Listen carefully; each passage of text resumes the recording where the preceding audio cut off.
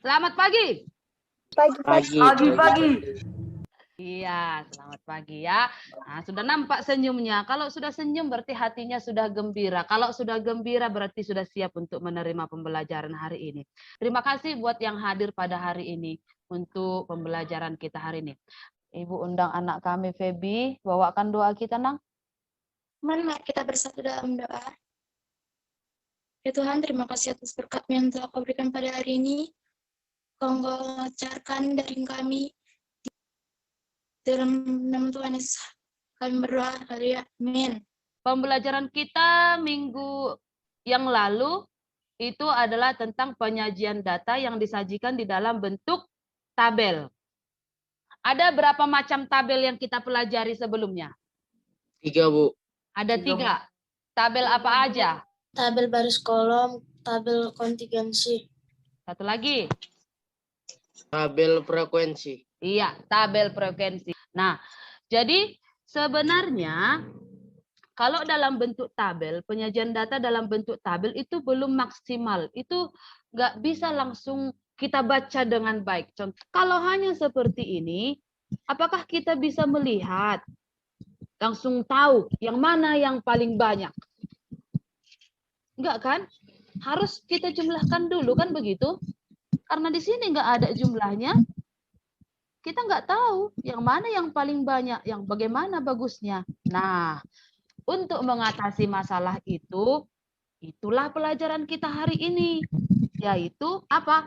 Menggambarkan yang sudah disediakan di dalam tabel ini ke dalam bentuk diagram garis ataupun diagram batang. Oke? Tujuan pembelajaran kita hari ini. Ada 4. Yang pertama, nanti setelah belajar, kamu bisa menyajikan data di dalam bentuk diagram batang, kamu bisa menyajikannya di dalam bentuk diagram garis, kamu bisa membaca diagram batang dan diagram garis, dan kamu bisa menafsirkan diagram batang dan diagram garis.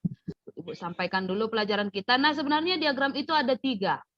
Yang pertama diagram batang, yang kedua diagram garis, yang ketiga diagram lingkaran. Tapi di sini kita hanya akan belajar tentang diagram batang dan diagram garis. Kenapa harus disajikan di dalam diagram?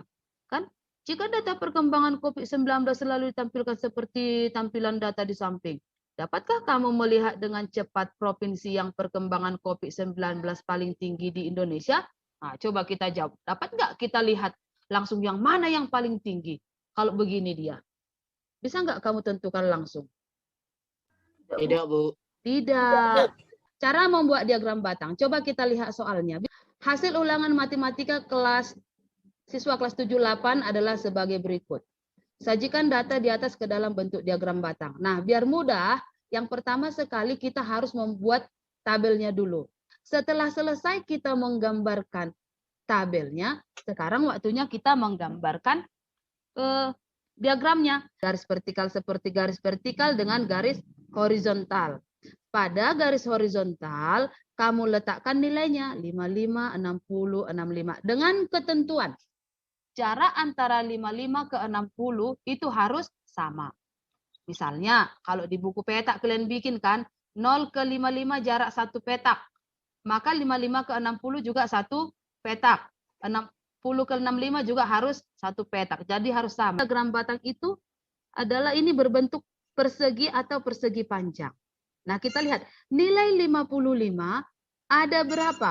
Ada 2. Maka kamu gambarkan bentuk persegi panjang dari 55. Kalau nanti di dalam buku petak kita misalnya satu petak kau bikin memanjang ke atas ya.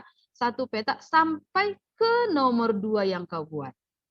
nilai 80. Oh, pintar-pintar murid ibu ini. Nilai 80-nya banyak. Nah, kita lihat 80.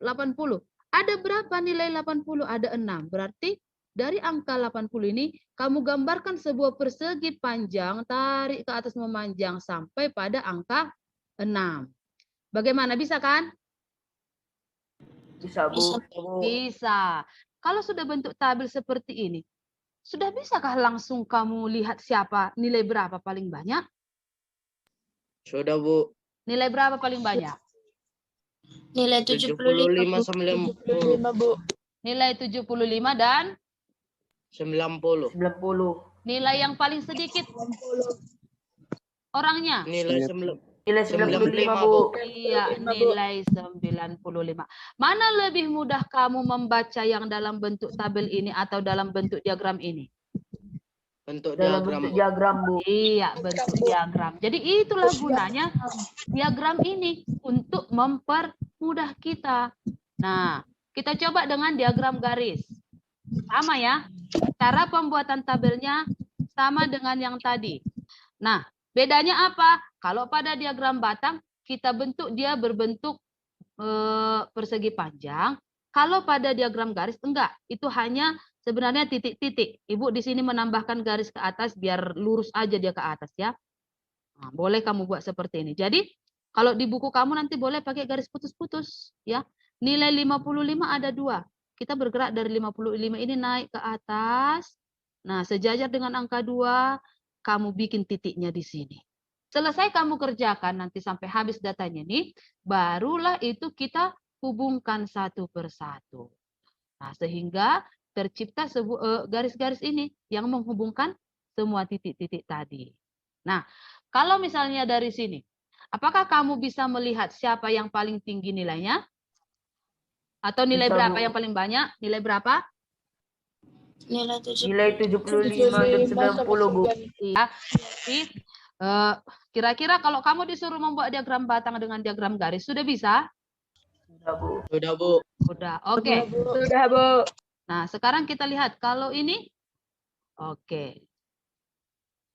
Jadi kalau di sini kita lihat dia ada beberapa kategori. Ya, ada kategori provinsi dan satu lagi kategori apa ini?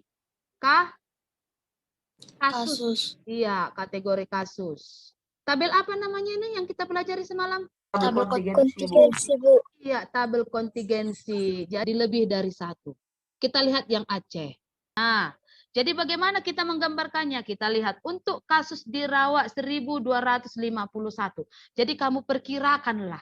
Ini kan dari 0 sampai 5 kamu perkirakanlah dulu. Bagi 5 lah dulu ini. 1, 2, 3, 4, 5.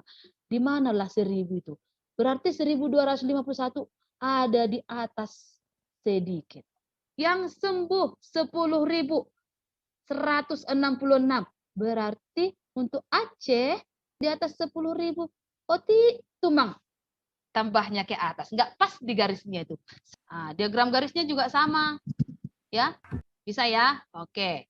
Nah, sekarang kita kembali membaca dan menafsirkan data. Ayo, siapa yang bisa membaca tanggal 9?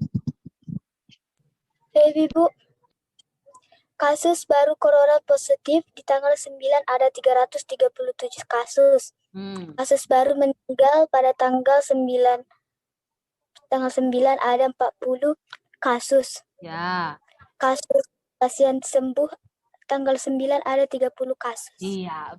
Dari diagram ini, apa kesimpulan yang bisa kalian ambil? Perkembangan kasus corona di Indonesia masih fluktuatif, yaitu keadaan naik turun tidak tetap atau berubah-ubah. Iya, bagus.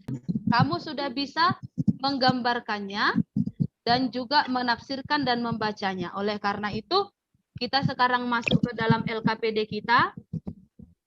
Kamu diskusikan. Coba dituliskan kelompoknya. Kelompok 1, Debbie.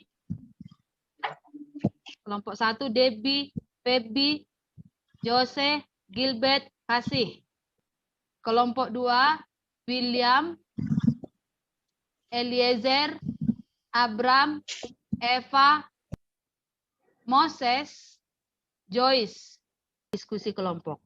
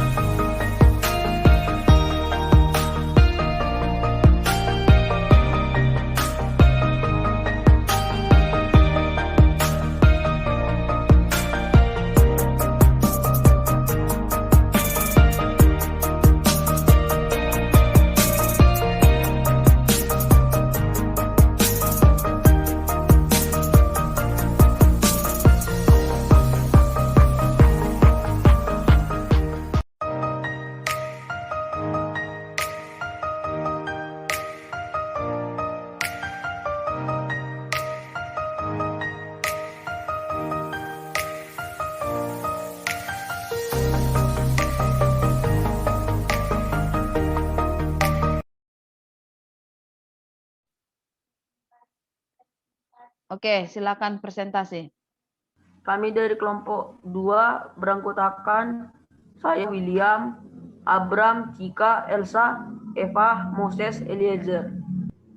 Diagram batang, diagram baris. Buatlah saran pembagian shift belajar siswa SMP Negeri 1 Silimakuta berdasarkan diagram batang dan garis yang telah kamu buat. Saran kami, sebaiknya yang naik sepeda motor atau angkutan umum lebih baik masuk di shift siang, karena di beberapa daerah ada yang angkutan umum tidak selalu tersedia. Dan yang naik sepeda motor karena siang orang tua akan pergi bekerja, jadi tidak akan ada yang mengantar ke sekolah. Sementara yang berjalan kaki masuk shift siang karena kemungkinan yang berjalan kaki rumahnya berada dekat dengan sekolah. Sekian presentasi kami. Kalau Ibu. Nah, yang belum tahu buat seperti ini bolehlah belajar sama si William ya. Atau cek di YouTube. Nah, jadi dari hasil penelitian kita ini boleh kita pakai nantinya, kita serahkan kepada pihak sekolah. Nah, untuk kerja kelompoknya tadi sudah lumayan bagus, tapi untuk kelompok 1 kalian masih terlalu vakum, ya. Enggak tahu Ibu, mungkin kamu yang pendiam atau bagaimana. Tapi sejauh ini kamu sudah bagus semua, kelompok 2 sudah bagus, sudah mau memberi saran, bekerja sama atau memberi diskusi dengan kawan-kawannya. Nah, menurut kalian, apakah pembelajaran kita ini bisa dipakaikan di dalam kehidupan sehari-hari? Apakah hanya masalah seperti tadi bisa kita pakaikan hasil belajar kita ini? Tidak, Bu. Ada banyak manfaat daripada yang sudah kita pelajari tadi. Ya, untuk penilaian tes kita di sini selesai saja di dalam bentuk game.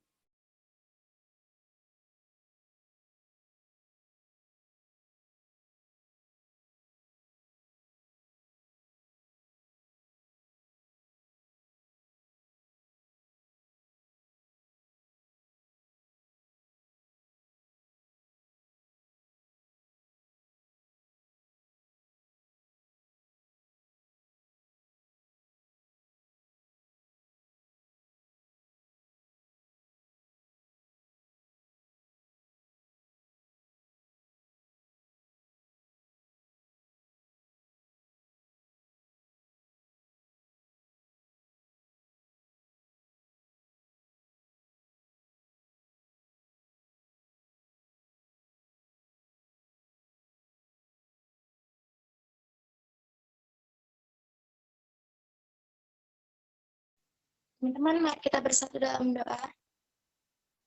Ya Tuhan, terima kasih atas berkat-Mu yang telah Kau berikan pada hari ini. Dalam nama Tuhan Yesus, kami berdoa. Haleluya. Amin. Baik, selamat siang semuanya. Sampai berjumpa kembali. Siang, Bu. Selamat siang, Bu. Selamat siang, Bu. Iya.